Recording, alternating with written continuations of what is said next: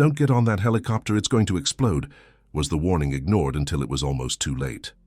In the recording, the billionaire's daughter's voice confirmed everything: sabotage, death, and inheritance. The poor boy became the last barrier between the father and betrayal. In the end, it wasn't money that saved the tycoon, it was the neighborhood. If this story interested you, don't forget to subscribe to our channel and tell us which city you're watching from. We continue. I promise this will be the best story you'll ever hear in your life. Augustus Morgan observed his reflection multiplied by the glass panels that covered his office on the top floor of the Morgan Enterprises headquarters. At 62, his face showed the marks of someone who had built an empire, but his eyes revealed the emptiness of a man who had lost what truly mattered. He adjusted his Italian silk tie and took a deep breath. The board meeting would begin in 15 minutes, and he needed to be impeccable, as always. "Mr. Morgan, the board is already in the meeting room," his secretary announced over the intercom. "Tell them I'm on my way," he responded dryly. As he adjusted his suit, Augustus glanced at the silver-framed photograph on his desk, an image from another time, himself, younger, embracing a brown-haired girl who smiled with eyes identical to his own. Hannah, his only daughter, now a 35-year-old woman and operations director of Morgan Enterprises, the same daughter who had spoken nothing more than formal words to him since Christina, his wife, had departed this world 15 years ago. Augustus put the image back in the drawer. He didn't need that reminder of personal failure before a decisive meeting. The acquisition of North Network was almost complete, and this would add another jewel to the crown of his telecommunications empire. That's what he needed to focus on. At the other end of the city, under the relentless sun that punished the riverside neighborhood, Michael ran between narrow alleys, firmly holding his most precious treasure, a cassette recorder that had belonged to his grandfather.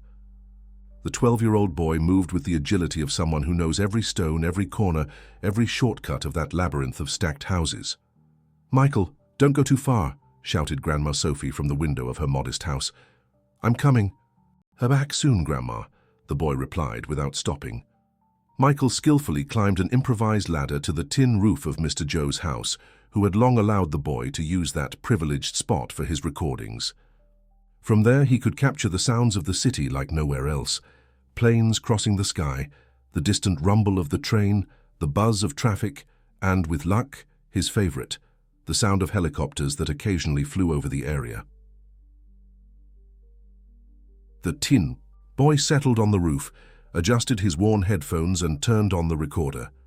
The device, although old, worked perfectly thanks to Michael's care, keeping it clean and protected as if it were a sacred relic. For him, that object represented much more than a simple recording device. It was a bridge to distant worlds, a way to capture fragments of dreams that passed over his head. "Recording number 237, he announced to the tape. "Today, the sky. Here's clear, perfect for capturing long-distance sounds." On the penthouse of one of the most luxurious buildings in the Upper East Side, Hannah Morgan reclined in her lounge chair, savoring a drink while observing the panoramic view of New York City. Her cell phone rang, displaying the name Rob on the screen. "Any news?" she asked bluntly as she answered.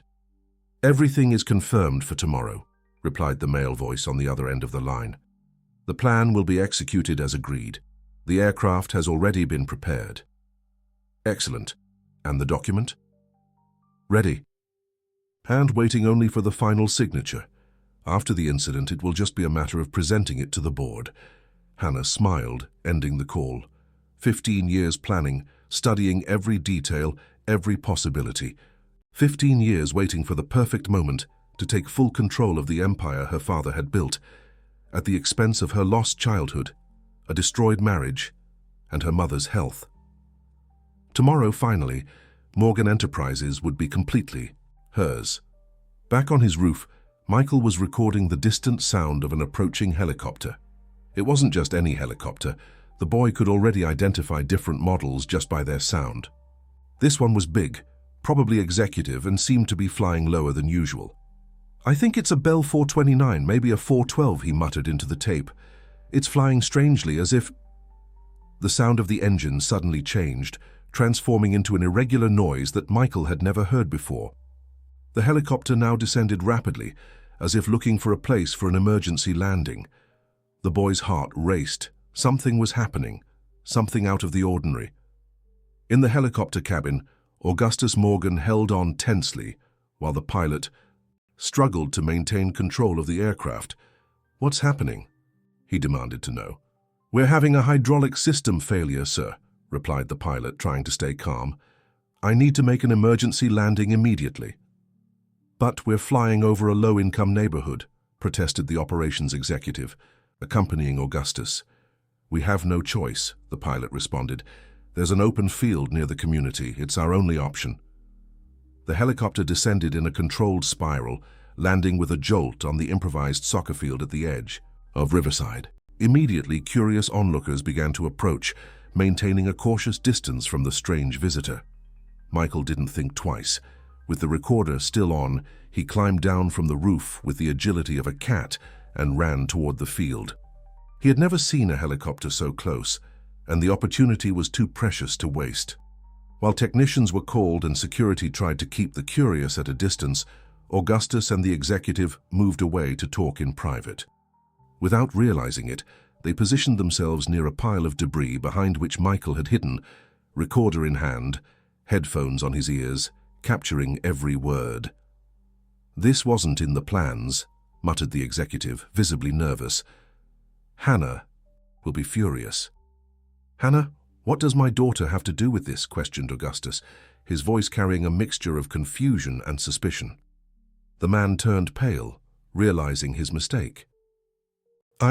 It's nothing, sir. I just know she's worried about the North Network acquisition and—" "Don't lie to me, Roger. What is my daughter planning?" The executive hesitated, looking around to make sure they were alone. He didn't see little Michael, perfectly hidden and attentive to every word. "Tomorrow, during your flight to Washington, there would be a catastrophic failure in the aircraft's systems," he finally confessed, his voice almost a whisper. "Hannah has a forged will.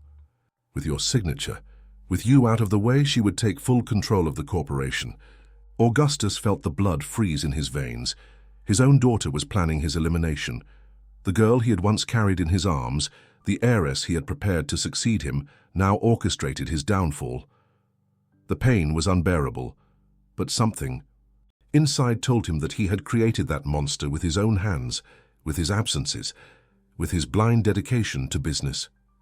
"Why are you telling me this now?" he asked, his voice choked. "Because this accident wasn't in the script," replied Roger. "Someone sabotaged this aircraft before scheduled, and if it wasn't her order—" A metallic crash interrupted the conversation. Michael, in his rush to better capture the audio, lost his balance and knocked down part of the debris. The recorder slipped from his hands, falling noisily to the ground. "Who's there?" shouted Roger, advancing quickly toward the noise. Michael grabbed the recorder and ran as he had never run before. He knew every alley, every passage of that labyrinth of narrow streets that formed his community. He knew where to hide, how to disappear. What he didn't know was the value of what he had just recorded on his old cassette tape. He didn't yet understand that he had captured much more than the sound of a helicopter. He had captured the beginning of a story that would forever change his life and that of many others. Michael ran until he was out of breath, his heart beating like a drum inside his chest. He only stopped when he reached the door of his home, a simple brick construction in the heart of Riverside. He entered breathlessly, startling Grandma Sophie, who was preparing dinner. "Boy, what a fright! You look like you've seen a ghost!" exclaimed the gray-haired lady, drying her hands on her apron. "Grandma, I saw a helicopter land," he replied between short breaths, hiding the recorder behind his back. Something inside told him it was better not to share everything he had heard, at least not yet. "Was that the noise we heard?" "Everyone is talking about it. They say it's important people from the city," she said, turning her attention back to the stove. "Your cousins have already eaten. I've set aside your plate." Michael nodded, going to the small room he shared with his younger cousins, Petey and Luke, sons of his aunt who had been left in Grandma Sophie's care when she became seriously ill. The boys were already asleep, exhausted after a day of play. Carefully, Michael stored the recorder under the thin mattress, promising himself that he would listen to the complete recording as soon as he had privacy. The next morning, while the community was still talking about the strange helicopter landing, dark, unmarked cars began to circulate through the narrow streets of Riverside. Men in suits observed, asked questions, searched. Augustus Morgan hadn't been able to sleep. The revelation of Hannah's betrayal consumed him from within. After returning to his mansion in the Upper East Side, he dismissed the staff and locked himself in his office, reviewing documents, analyzing financial movements, searching for clues that could confirm or deny the terrible conspiracy. The more he investigated, the more evidence he found. Suspicious transfers, unregistered meetings, dubious hirings in recent months. Hannah had been meticulous but had left traces. The question now was how to proceed. Confronting her directly would be unwise. He needed concrete evidence, something that could support his accusations before the board if necessary. His thoughts were interrupted by his cell phone. It was Roger. "Mr. Morgan, I need to see you urgently. Not at the office, it's about what we discussed yesterday." "Meet me at the Museum of Modern Art Cafe in an hour," replied Augustus, hanging up immediately afterward. In Riverside, Michael took advantage of a moment of solitude when his cousins went out with his grandmother for groceries to finally listen to the recording. He locked the bedroom door, connected the headphones to the recorder, and pressed play. The first few minutes were just his comments about the sky and the sound of the approaching helicopter. Then, the landing, the confusion, his run to the field, and then the voices. Clear, sharp, incriminating. There would be a catastrophic failure in the aircraft systems. "Hannah has a forged will with your signature. With you out of the way, she would take full control of the corporation."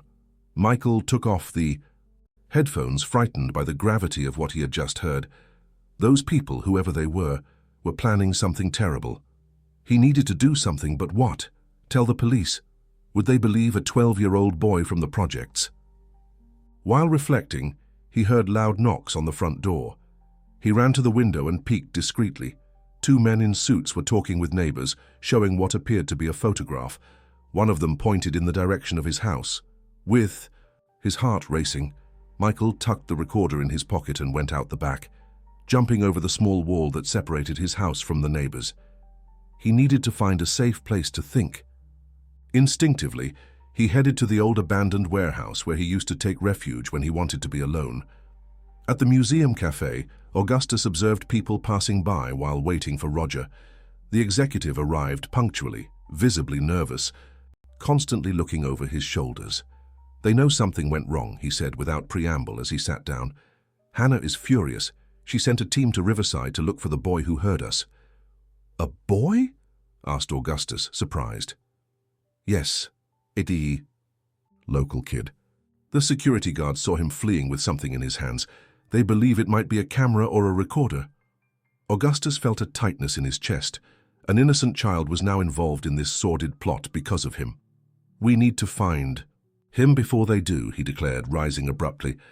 "Sir, with all due respect, what do you intend to do? You can't just show up in Riverside asking about a boy."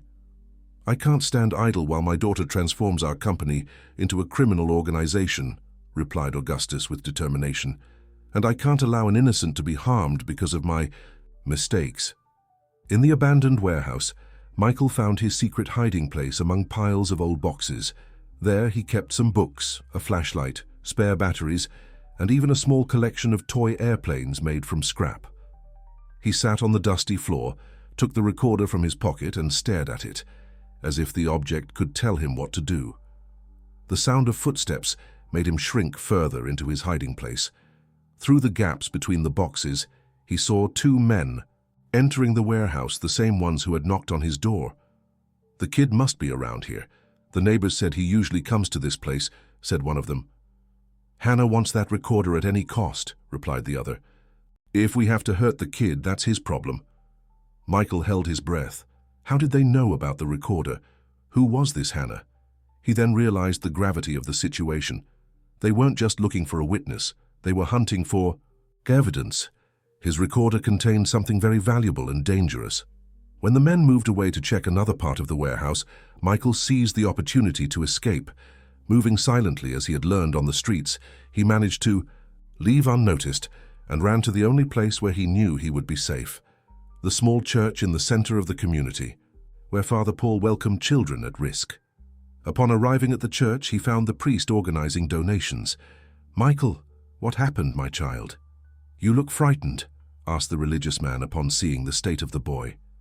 "Father, they're looking for me. Men in suits dangerous," he replied breathlessly. The priest didn't ask more questions. In a community like Riverside, he had learned that sometimes silence protected more than words. He took Michael to a room at the back of the church, offered him water and said, "Stay here while I resolve some things. We'll talk later." Meanwhile, at the headquarters of Morgan Enterprises, Hannah received a phone call. "We still haven't found the boy or the recorder, Miss Morgan," informed a male voice. "You have until the end of the day," she replied coldly. "Otherwise, we'll activate the alternative plan. Tomorrow's flight cannot be compromised." Hannah hung up and turned her attention to the window of her office, from where she could see the mirrored building that reflected the power that would soon be completely hers. Since childhood, she had watched her father build that empire, always prioritizing business above family. After her mother's passing, the resentment had only grown, transforming into a meticulous plan of revenge and power. Late that afternoon, a discreet car parked near the church in Riverside. From it emerged Augustus Morgan, unrecognizable in simple clothes and a cap. Beside him, Roger looked even more out of place, nervously looking around. "Are you sure about this, sir?" asked the executive. "Absolutely," replied Augustus. "According to your information, the boy was seen entering here. It's our best chance." Inside the church, Father Paul was talking with Michael, who had finally decided to show the recording. The religious man listened attentively, his aged face showing growing concern. "This is very serious, Michael," he said when the recording ended. "These people are powerful and dangerous." "What should I do, Father?" asked the boy, his eyes reflecting fear and confusion. Before the priest could answer, they heard knocks on the door. Michael quickly hid behind a bookshelf, while Father Paul went to answer. To his surprise, he found a middle-aged man with a tired expression, accompanied by another younger and visibly nervous man. "How can I help you?" the priest asked cautiously. "My name is Augustus Morgan," replied the older man. "I'm looking for a boy who may be in danger because of me.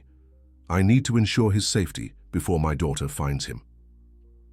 Upon hearing that name, Michael felt a shiver run down his spine. Morgan, the same surname mentioned by the men in the warehouse, Hannah Morgan. The man at the door was the target of the conspiracy he had accidentally recorded. Father Paul maintained a serene countenance. Years of work in the community had taught him not to show surprise. "And why would a businessman like you care about the safety of a boy from Riverside?" he questioned. "Because that boy may have recorded a conversation that proves my daughter is planning to eliminate me," replied Augustus with surprising frankness, "and because I cannot allow an innocent child to suffer because of my mistakes." Behind the bookshelf, Michael held the recorder against his chest, his heart beating rapidly. This man seemed sincere, but it could be a trap. On the other hand, if he really was who he claimed to be, perhaps he could help him understand what he had recorded and protect his family from the men who were looking for him. The priest observed Augustus for long seconds, as if he could read his soul through his tired eyes. Finally, he made a discreet sign to Michael, who hesitantly came out of his hiding place, still clutching his precious recorder. The gazes of Augustus and Michael met for the first time. The powerful businessman and the boy from the projects, united by a twist of fate and a recording that could change the course of many lives. The silence in the small back room of the church was almost palpable. Michael remained standing, pressing the recorder against his chest as if it were a shield. Augustus Morgan observed the boy with a mixture of gratitude and remorse. Father Paul remained between the two, protector and mediator of that unlikely encounter. "You are very brave," Augustus finally said, breaking the silence. "Many adults would have run away or handed over the recorder to the men who were chasing you." Michael swallowed hard, gathering courage to speak. "I'm not stupid. I know there's something important in here. He lifted the recorder. Something those people don't want anyone to know. The businessman nodded, impressed by the boy's insight. May I hear the recording? Michael hesitated, looking at Father Paul for guidance. The religious man gave a slight affirmative nod. Okay, the boy agreed, extending the device and the worn headphones to Augustus. As the businessman listened to the recording, his face transformed. Suspicion gave way to certainty, and pain deepened in his features. There it was, crystal clear, the proof of his daughter's betrayal. Roger's voice confessing the plan, mentioning the forged will, the catastrophic failure scheduled for the next day, all accidentally recorded by a boy who just wanted to capture the sounds of helicopters. Upon finishing listening, Augustus returned the recorder to Michael, his eyes watery. "Thank you," he said with a choked voice. "You have no idea what you just did for me." "Will they hurt my family because of this?" Michael asked directly, the concern evident in his childish voice. The question hit Augustus like a punch. The innocence and responsibility mixed in that simple question made him see the situation from a completely different angle. It wasn't just about his life or his company. There were real, vulnerable people involved now. "I won't allow that to happen," he promised, with a conviction he hadn't felt in years. "But we need to act quickly. Hannah won't give up on finding the recorder, and now she probably already knows that I'm aware of the plan." At this moment, Roger, who had remained silent until then, intervened. "Mr. Morgan, we need to get the boy and the recording out of here immediately. Hannah's men will tear this place apart as soon as they discover where we are." "I can't leave," protested Michael. "My grandmother is sick. My cousins are small. I can't leave them." Father Paul, who had heard everything attentively, suggested, "Maybe we should bring Michael's family to a safe place too." Augustus reflected for a moment. "That might work. I have a house on the coast that few people know about. We can take them there while we resolve this situation." "And how do you plan to resolve it?" questioned the priest, the concern evident in his voice. "From what I understand, we're talking about powerful people willing to do anything." The businessman sighed deeply. "First, I need to cancel my flight tomorrow without raising suspicions. Then, with this recording, I can confront Hannah and the board.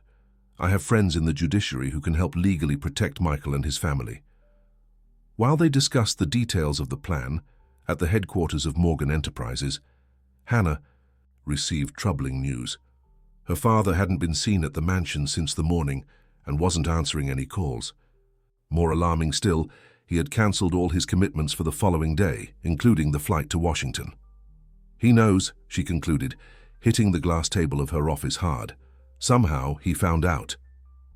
Marcus, her right-hand man and secret lover, tried to calm her. "Even if he suspects, he has no proof. No one would believe this absurd story without concrete evidence." "The boy from Riverside has the evidence," exploded Hannah. "Why do you think I'm so determined to find him? If my father hears that recording—" "If he hasn't already," completed Marcus grimly. Hannah walked to the window, observing the city, stretching at her feet.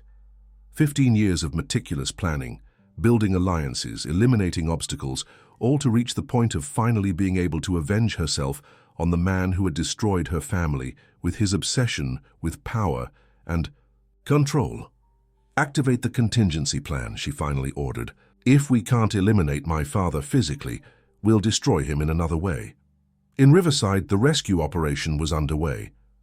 Grandma Sophie, initially resistant to the idea of leaving her home, eventually gave in when Michael explained with tears in his eyes the danger they were in.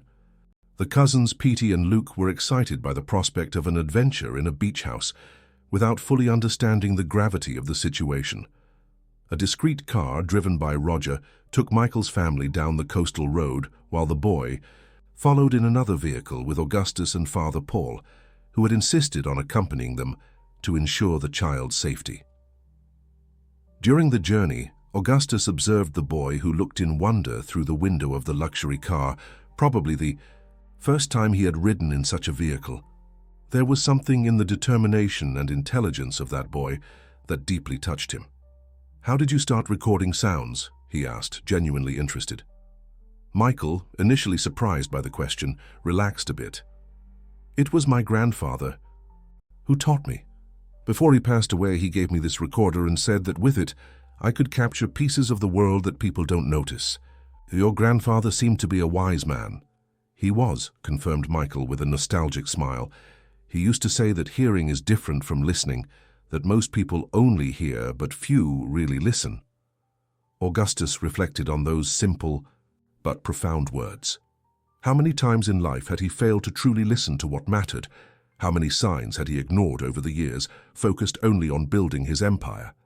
Signs of his wife's suffering, of Hannah's growing resentment, of the loneliness that consumed him from within. Your grandfather was right, he finally said, and you listened to what needed to be heard at the right moment. At the beach house, an elegant but discreet construction, away from tourist spots, Michael's family settled in comfortably. Grandma Sophie, despite the fatigue of the journey, marveled at the spacious and well-equipped kitchen. The boys immediately ran to explore the yard that gave access to the private beach. Meanwhile, Augustus, Roger, Father Paul, and Michael gathered in the living room to define the next steps. The recording was transferred to a flash drive, creating a safer digital copy, although Michael insisted on keeping the original tape as well. I need to return to New York early tomorrow, declared Augustus. If I don't show up, Hannah will. Definitely know that I've discovered the plan and may take drastic measures. Isn't that too dangerous? Questioned Father Paul. It would be more dangerous to disappear, explained the businessman. I need to act normally while I prepare my counterattack. I'll meet with some trusted board members and my personal lawyer.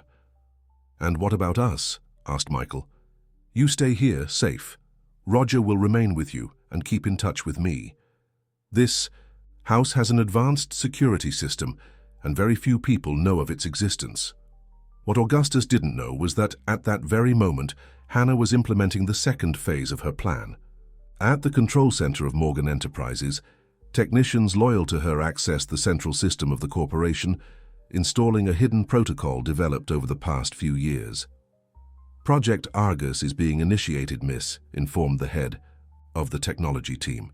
In 36 hours, we will have complete control over the network of connected devices across the country. Hannah observed the monitors with satisfaction. Project Argus represented the true revolution she had planned. It wasn't just about taking control of her father's company, but transforming it into something much more powerful and comprehensive. A total surveillance tool capable of monitoring and controlling every aspect of citizens' digital lives. My father always wanted to build an empire, she murmured to herself. I am building a new world. Back at the beach house late at night while everyone slept, Michael sat on the porch contemplating the sea. The recorder in his hands now seemed to weigh tons, loaded with responsibilities he had never imagined. When he began his innocent collection of sounds, Augustus, also unable to sleep, found the boy there and sat beside him in silence. For a few minutes they just shared the view of the ocean under the moonlight and the sound of waves breaking on the sand. You know what I like to record the most? Michael finally asked. Silence. People think silence is the absence of sound, but it's not. Silence has textures, layers, it's never the same. Augustus smiled, touched by the simple wisdom of that child. Like the silence of this night. Yes, there's the sound of the waves, the wind in the leaves, the nocturnal insects. It's a living silence. The businessman reflected on those words. For how long had he lived surrounded by a dead, empty silence in his mirrored mansion? A silence that didn't nurture, only suffocated. Michael, if we manage to resolve this situation, what do you want to do in the future? The boy thought for a moment, his eyes shining under the moonlight. I want to build things that help people listen better, not just sounds, but to each other.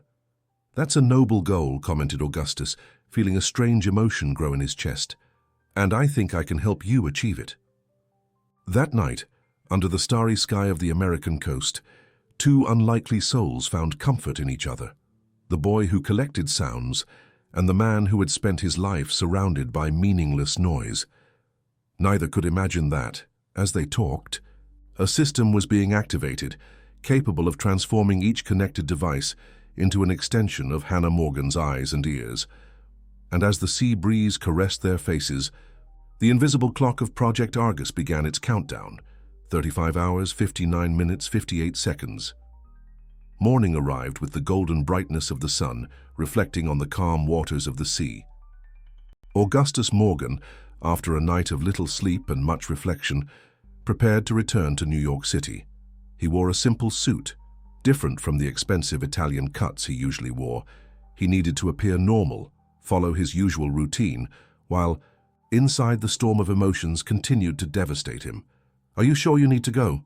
asked Michael, finding the businessman in the living room. "I am," replied Augustus with a tired smile. "Some battles need to be faced head-on." Grandma Sophie, who was preparing breakfast for everyone, approached with a steaming cup. "At least, have some coffee before leaving, man. Nobody thinks straight on an empty stomach." There was something so maternal in that simple gesture that Augustus felt a lump in his throat. How long had it been since someone had shown genuine care for his well-being?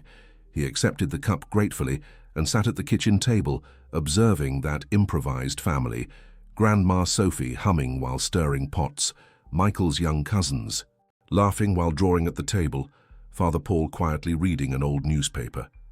In that fleeting moment, he experienced a feeling that had not visited his heart for a long time: belonging. There, in that simple kitchen, he was just a man having coffee, not the powerful Augustus Morgan of Morgan Enterprises. Roger's cell phone rang, breaking the charm of the moment. The executive answered, moving away to the hallway. When he returned, his face was pale. "Sir, we have a problem. Carlos from the IT department just informed me that strange systems are being implemented in the company's central network. Something called Project Argus." "Project Argus?" repeated Augustus, confused. "I never authorized anything with that name." "According to Carlos, it's a massive surveillance protocol. It's being gradually installed in all the company's servers and has the capability to access devices connected to our networks." The businessman turned pale.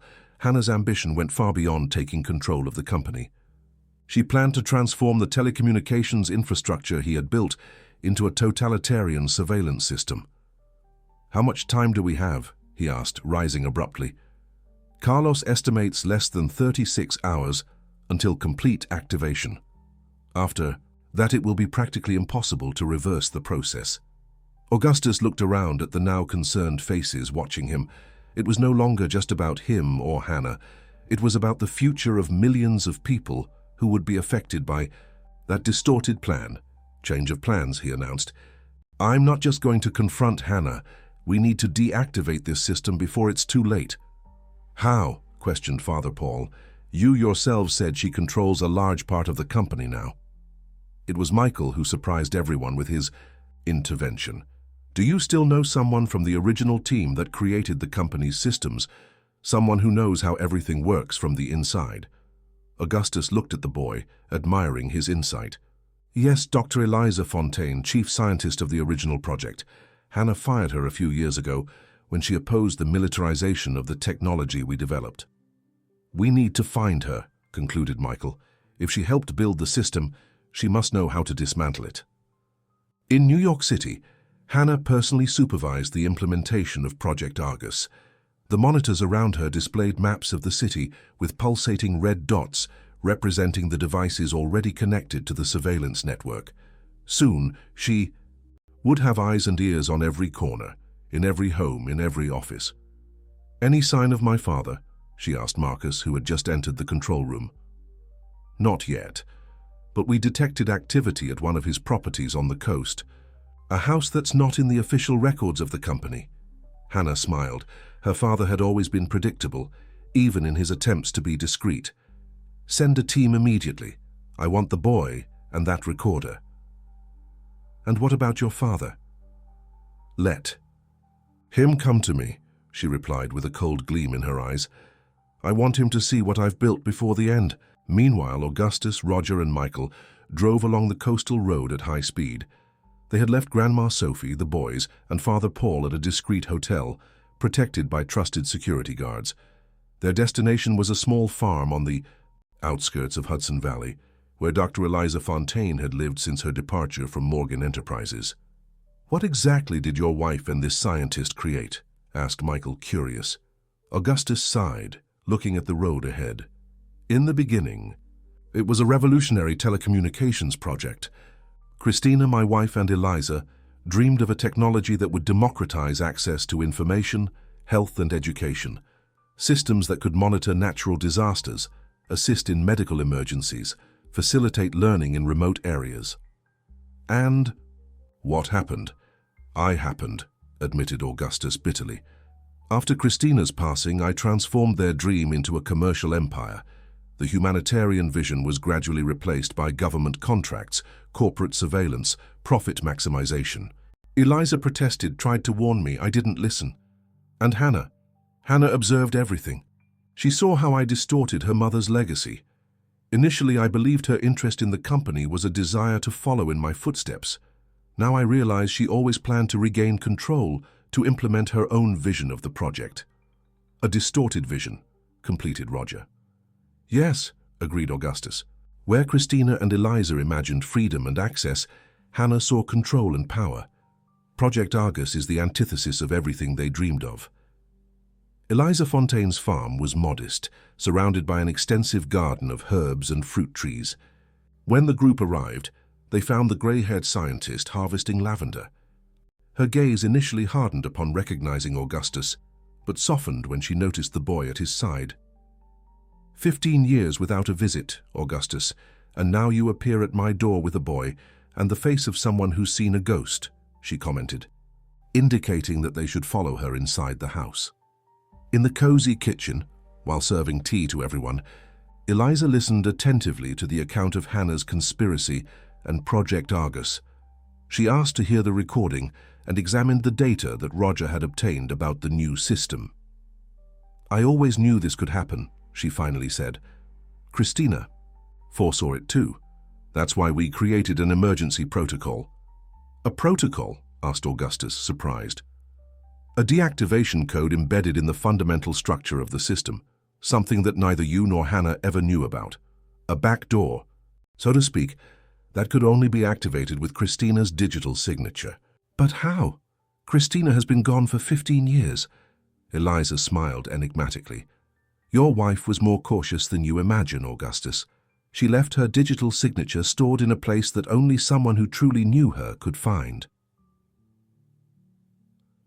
At this moment, Michael, who was examining the old recorder in his hands, had a sudden idea. What if it's not just a recorder? Everyone looked at the boy, who continued, excited. My grandfather always said this model had a secret compartment. I never found it, but he insisted it existed. Eliza took the device, examining it carefully. It's a Toshiba RTS91, a classic. From the 80s, I had one just like it. Her experienced fingers moved over the device until a small click was heard.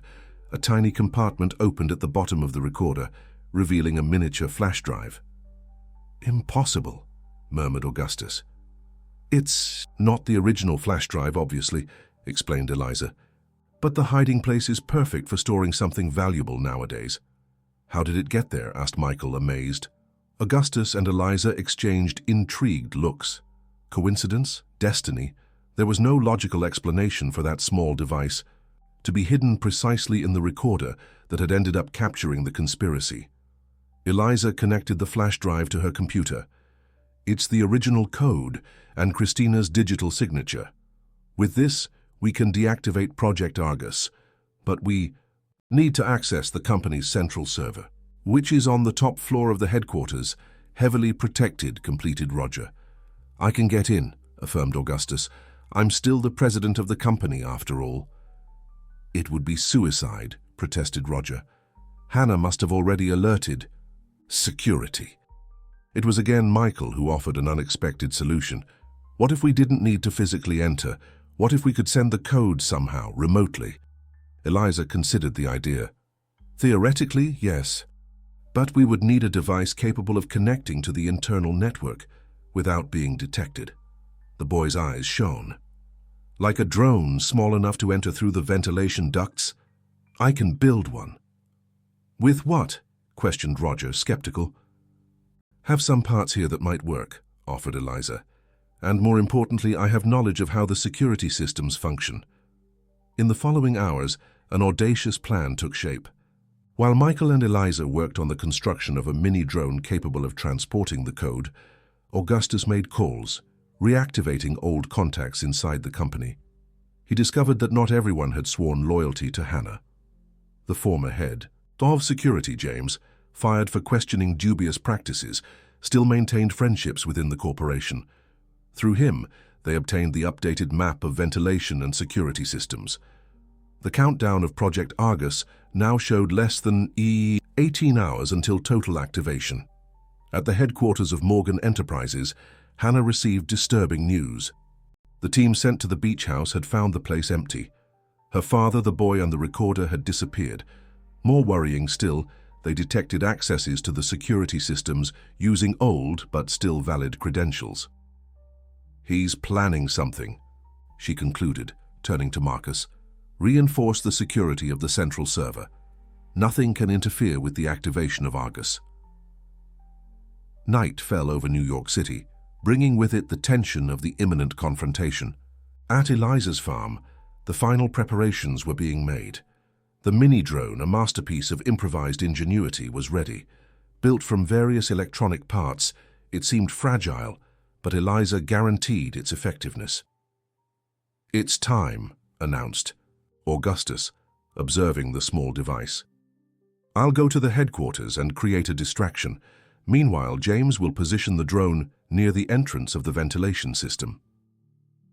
"I want to go too," declared Michael, surprising everyone. "No way," protested Augustus. "It's too dangerous." "The drone is my creation," argued the boy. "I know how to control it better than anyone. Besides," he added with a determined gleam in his eyes, "this is my fight now too." After an intense debate, they reached a compromise. Michael would accompany James but would remain in the vehicle, controlling the drone remotely through a tablet modified by Eliza. Augustus would enter the main headquarters, requesting an emergency meeting with Hannah. The plan was put into action the following dawn. While the sky still held the last stars, 3 vehicles departed in different directions. Eliza would remain at the farm, monitoring the systems remotely. Roger headed to the secondary control center, where allies waited to implement the code once it was inserted into the main system. Augustus arrived at the imposing tower of Morgan Enterprises shortly before dawn. Wearing his best suit, with the confident posture that characterized him, he entered as if it were just another day at work. The security guards, despite their surprised looks, didn't dare bar the still president of the company. In the underground parking lot, a few blocks away, Michael and James prepared the drone. The small device, the size of a large beetle, was equipped with a micro camera and the precious flash drive containing the deactivation code. "Ready?" asked James, a middle-aged man with a determined look. Michael nodded, focusing on the tablet screen that showed the view from the drone's camera. His fingers moved with precision over the improvised controls, guiding the small device through the ventilation duct that James had identified as the most vulnerable. On the 50th floor, Hannah received the news of her father's arrival with a cold smile. "Send him up to my office," she ordered, emphasizing the possessive pronoun. She already considered the space that had been Augustus's for decades as hers. The meeting between father and daughter was charged with tension. Hannah, elegant in an impeccable tailored suit, waited seated in the chair that had been his, while Augustus remained standing like any visitor. "I should congratulate you on your persistence," she commented with irony. "Few would survive a conspiracy like the one I planned." "Why, Hannah?" he simply asked. "Why transform your mother's legacy into an instrument of control and surveillance?" "Legacy?" she repeated with bitterness. "What legacy? You distorted her dream, transformed it into a money-making machine. I'm just taking it to its logical conclusion. If power is to exist, let it be absolute and in the right hands." While the confrontation unfolded, Michael's mini-drone skillfully navigated through the ducts, avoiding motion sensors and security cameras according to the map provided by James. The path to the central server was labyrinthine, but the boy demonstrated a surprising ability in controlling the device. "You never understood true power, Father," continued Hannah. It's not about money or buildings with your name. It's about information, about control. Project Argus will give me access to every conversation, every transaction, every movement, an invisible network of perfect surveillance. And what will you do with that power? Questioned Augustus, keeping her distracted while discreetly checking his watch. Only 45 minutes remained until the complete activation of the system. In the car, Michael faced an unexpected obstacle. A protective grid blocked the final access to the server. The drone was small enough to pass through the openings, but this would require almost impossible precision. It won't work, murmured James, tense. We need a plan B. Michael, however, didn't give up. Remembering the maneuvers he had done with paper airplanes since he was small, he adjusted the controls with extreme delicacy. The mini-drone executed a series of precise movements, sliding between the metal bars like a dragonfly between reeds. I did it! He exclaimed, seeing on the screen that they had reached the Holy of Holies, the central server. In the office, the discussion between Augustus and Hannah intensified. Years of resentment and misunderstanding exploded in mutual accusations. You abandoned us, shouted Hannah, losing her composure. You abandoned Mom when she needed you most, abandoned me in the name of your precious business. I was building a future for you, Augustus defended himself. Lie. You were building a monument to your ego. Mom withered away, waiting for you to come home one last time, to be there when she needed to say goodbye. The words hit Augustus like physical blows. The truth he had tried to deny for 15 years now faced him through the teary eyes of his daughter, eyes so similar to Christina's. At that moment, the mini-drone reached its final destination. Michael located the emergency USB port that Eliza had described, a rarely used access, created for extreme maintenance. With careful maneuvers, he managed to insert the tiny flash drive. We're connected, informed James, who was receiving the information on his own tablet. A notification sounded on Hannah's cell phone, interrupting the emotional confrontation. Her face turned pale as she read the message. What did you do? She asked, incredulous. On the main screen in the room, Project Argus's countdown suddenly froze. Lines of code began to appear rapidly on the screen, overlapping the elegant interface of the system. A message appeared. Christina protocol initiated. Verifying digital signature. Hannah ran to the keyboard, desperately trying to interrupt. The process. No, it can't be. Access authorized. Starting deactivation of Project Argus. Returning systems to original parameters. At the same instant, throughout the building, the red lights of the servers began to flash and turn off. The surveillance network under construction collapsed, its nodes disconnecting one after another like a web being undone by the wind.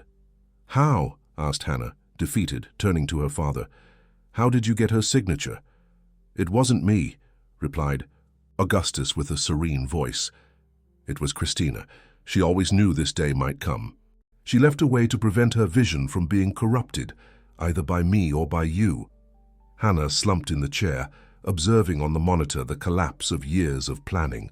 Her ambitions of absolute control disintegrated before her eyes. It's over, Hannah, said Augustus softly, approaching his daughter.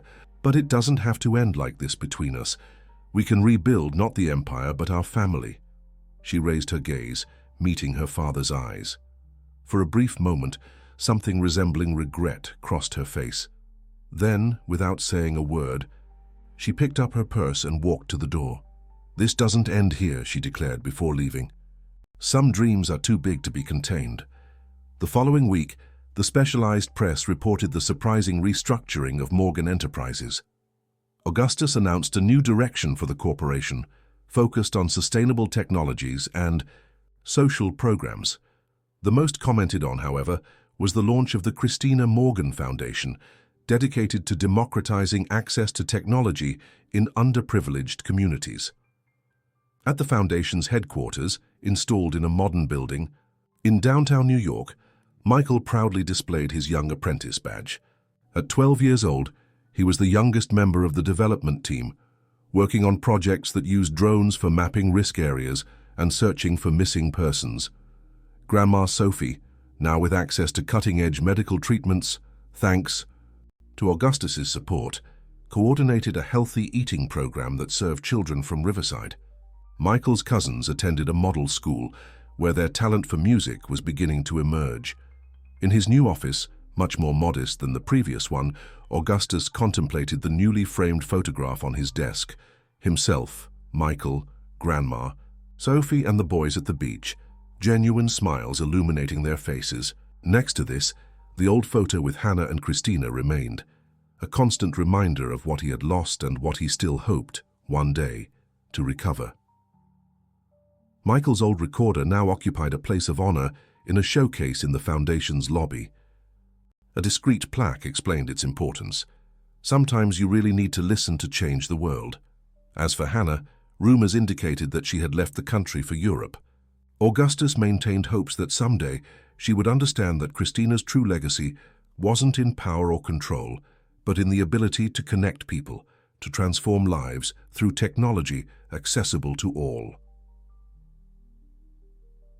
On a sunny afternoon, while supervising tests of a new rescue drone, Michael approached Augustus with a brilliant idea.